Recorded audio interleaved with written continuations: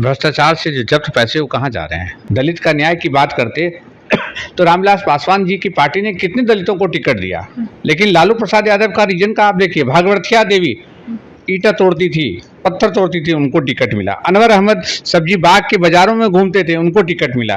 तो कांग्रेस राजद का तो एक पति पत्नी का रिश्ता है, लड़ाई दिखेगा। डंके की चोट पे कहते हैं देश के हमारे युवा के आइकॉन राहुल गांधी हैं, उनके सामने किसी पार्टी का युवा आइकॉन नहीं है। और राज्य में निश्चित तौर से तेजस्वी यादव आइकॉन हैं, उनके सामने कोई दूसरा आइकॉन नहीं है। आज फिर से हमारे साथ खास बातचीत करने के लिए कांग्रेस युवा नेता ललन यादव हैं हमारे साथ बातचीत करने के लिए। हम बातचीत करेंगे माई बहन मान योजना पर। जिस तरीके से बिहार में आप देख रहे हैं कि तेजस्वी प्रसाद यादव पे आरोप लग रहा था कि यही माई बहन मान योजना कहां से देंगे प्रति माह लोगों के अकाउंट में। वही बता दें, जब राहुल गांधी बिहार दौरे कर रहे थे उसी दौरान उन्होंने भी कहा कि माई बहन मान योजना उनके तरफ से भी लागू होगा जब सत्ता सरकार में आएंगे और वो करके धरातल पर दिखाएंगे। चर्चाएं खूब चल रही है कि आखिर महागठबंधन पैसे कहां से लाएगी। इन सब मुद्दों पे बातचीत करेंगे ललन यादव जी से। कैसे देखते हैं इतनी बड़ी बात, लोग कह रहे हैं कि पैसे कहां से आएंगे? पैसे की कहाँ कमी है? अगर हम 2500 रुपये प्रत्येक माह माँ बहन योजना के तहत, मान सम्मान योजना के तहत देना चाहते हैं तो राजस्व को बढ़ाने की बहुत सारी जिम्मेवारी है। आप जो देख रहे हैं इतना भ्रष्टाचार बिहार में बढ़ा हुआ है, भ्रष्टाचार से जो जब्त पैसे वो कहाँ जा रहे हैं? राजस्व बढ़ेगा। जैसे बिहार राज्य में नीतीश कुमार के शासन में शराबबंदी की लागू की गई, हम शराबबंदी का स्वागत करते हैं, लेकिन जो शराब जब्त होते हैं उसके बगल के राज्यों में जहां शराब का बिक्री वैध माना जा रहा है वहां से बिक्री करके हम उसका राजस्व बढ़ा सकते हैं। बहुत ऐसे तरीके हैं जिससे राजस्व बढ़ाया जाएगा। और जो हमारी योजनाएं हैं, हमने तेलंगाना में, झारखंड में, कर्नाटका में जहां हमारी सरकार है हमने लागू किया है और उनको मैक्सिमम इसमें मदद मिला है इस योजना से। उसी तहत हम लोग माँ बहन योजना के सम्मान की योजना में हम बिहार में भी इसमें काम करेंगे। जो सत्ता दल के नेता हैं वो कह रहे हैं कि जब कांग्रेस अपनी सरकार में थी बिहार में, नीतीश जी के साथ जब गठबंधन हुई थी तेजस्वी यादव की, आपकी गठबंधन जब थी, तो जब सरकार में थे उसके बाद वो दावे नहीं कर रहे थे। अब जब सरकार में नहीं है तो दावे कर रहे हैं, लोगों को झूठी लॉलीपॉप दिखाने के बहाने। देखिए, योजनाएं और परियोजनाएं दोनों में अंतर है।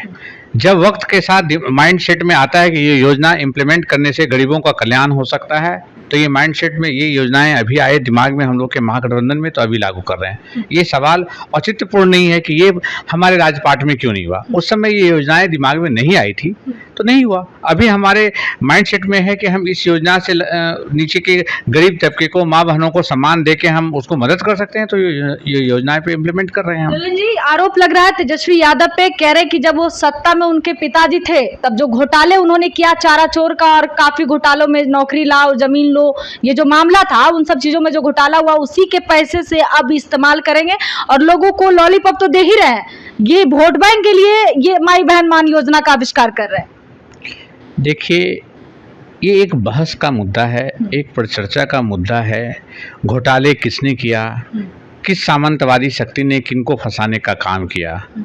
लालू प्रसाद यादव जी कहीं ना कहीं गरीबों के मसीहा हैं, गरीबों के बीच में बसते हैं। और ये एक बहुत, आपने वर्तमान डीजीपी का, उस समय के निवर्तमान डीजीपी की किताब कोई पढ़े होंगे, लालू यादव का सफ़र गोपालगंज से रायसेना तक। बहुत सारी बातें हैं कि ब्यूरोक्रेसी ने क्यों नहीं साथ दिया। एक, मैं नाम नहीं लेना चाहूँगा, एक जुडिशरी के सीनियर अफसर कह रहे थे कि मैं परेशान हूँ, मैं सोचता हूँ कि अपनी ज़िंदगी का प्रायश्चित का एक बुक लिखूँ जिसमें कहीं ना प्रत्यक्ष और अप्रत्यक्ष से लालू प्रसाद यादव को मैंने फंसाने का काम किया।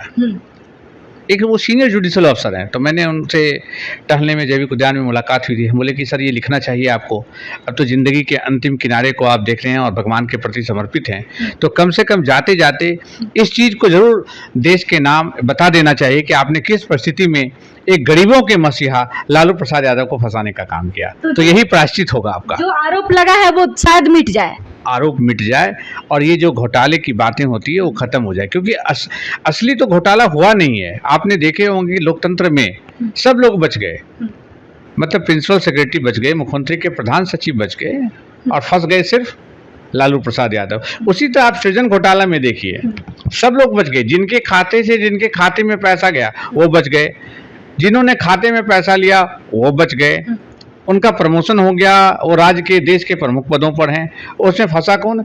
एक निरीह व्यक्ति जो आज वीरेंद्र प्रसाद यादव वर्तमान में जिला पदाधिकारी थे भागलपुर में, अभी स्पेशल सेक्रेटरी हैं, उनको फंसा दिया गया। ना उनके अकाउंट में पैसा गया, ना उन्होंने अकाउंट में पैसा लिया। तो कहीं ना कहीं ये एक शक्ति की लड़ाई है। ये बहुत बड़ा विषय है कि कौन क्यों फंस रहा है, मीडिया में किन की बातों को रखा जा रहा है, किन की बातों को नहीं रखा जा रहा है। तो राहुल गांधी जो ये कह रहे हैं कि हम माई बहन मान योजना देंगे, इसके पीछे की वजह क्या है? क्या वोट बैंक के लिए वाकई ये सब चीज योजनाएं को लागू? देखिए, राहुल गांधी ने कभी भी ये सिखाया ही नहीं हम लोगों को कि सत्ता के लिए संघर्ष करना है। सत्ता के लिए तो वो लोग संघर्ष कर रहे हैं। वो बयान को ध्यान कीजिए, मिट्टी में मिल जाएंगे, हम भारतीय जनता पार्टी में नहीं जाएंगे। वो लोग तो सत्ता के साथ समझौता करते हैं। अगर लालू प्रसाद यादव जी अगर समझौता भारतीय जनता पार्टी से करते तो जेल नहीं जाते। कांग्रेस पार्टी अगर समझौता करती तो सत्ता में बनी रहती। कांग्रेस और राजद का एक आइडियोलॉजी है, उस आइडियोलॉजी पे विश्वास करते हैं। हम लोग किसी भी स्थिति में गरीबों के, समाज के अंतिम पायदान के लोगों के लिए संघर्ष कर रहे हैं, चाहे उसके लिए किसी भी स्थिति में पार्टी को कुछ भी भुगतना पड़े। राहुल गांधी जब भी बिहार आते हैं उनपे ये आरोप लगता है कि उनपे कार्रवाई हो, उन्हें जेल भेज दिया जाए।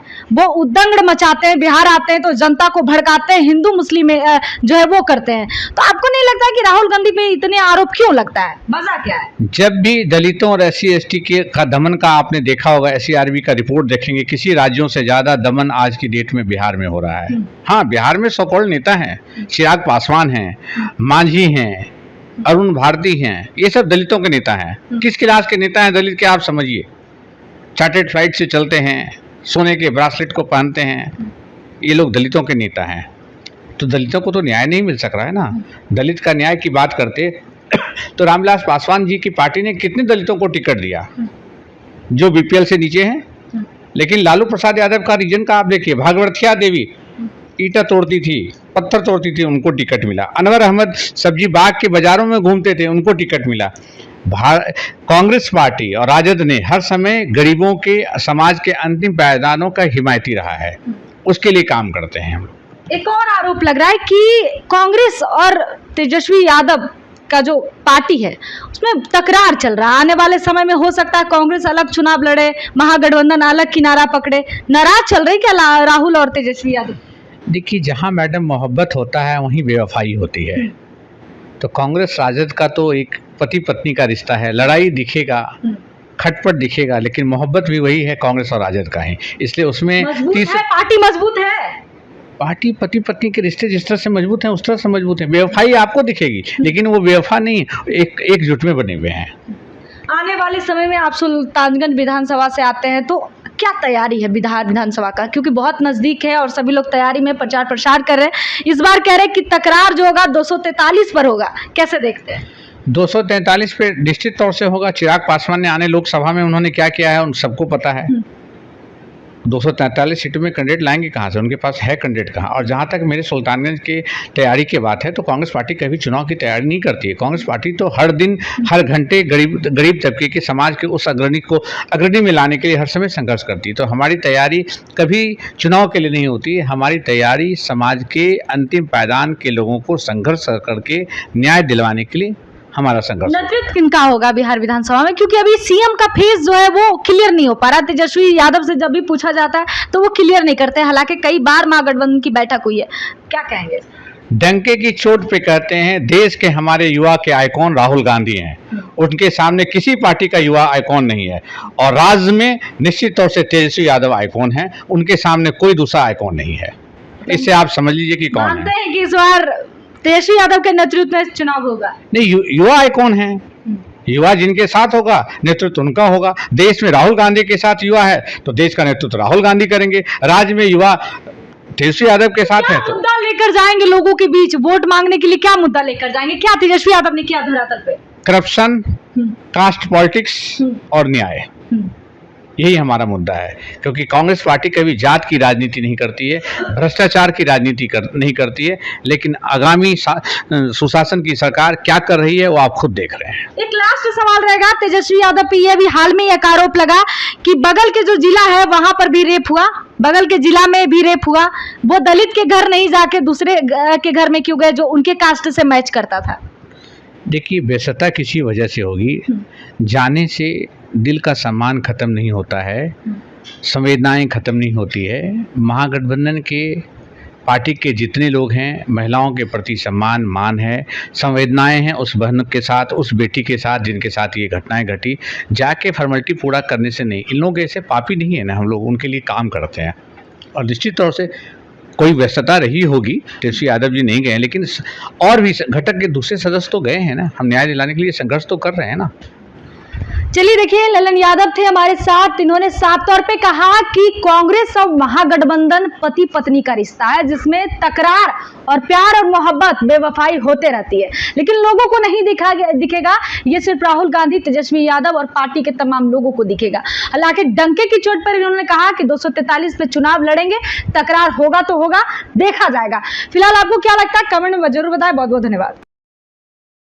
सूर्या हॉस्टल, एक बार अपने बच्चे को जरूर भेजें। सीमांचल का सर्वश्रेष्ठ हॉस्टल, 4ठी कक्षा से 10वीं तक, कोचिंग एवं ट्यूशन निःशुल्क, बेहतरीन और हर सुविधा से लबरेज। हमारा पता है दलन कटिहार। संपर्क करें 7903464641 पर। हमारा वीडियो अगर आपको अच्छा लगा हो तो आप हमारे वीडियो को लाइक करें, शेयर करें और हमारे चैनल को सब्सक्राइब जरूर करें।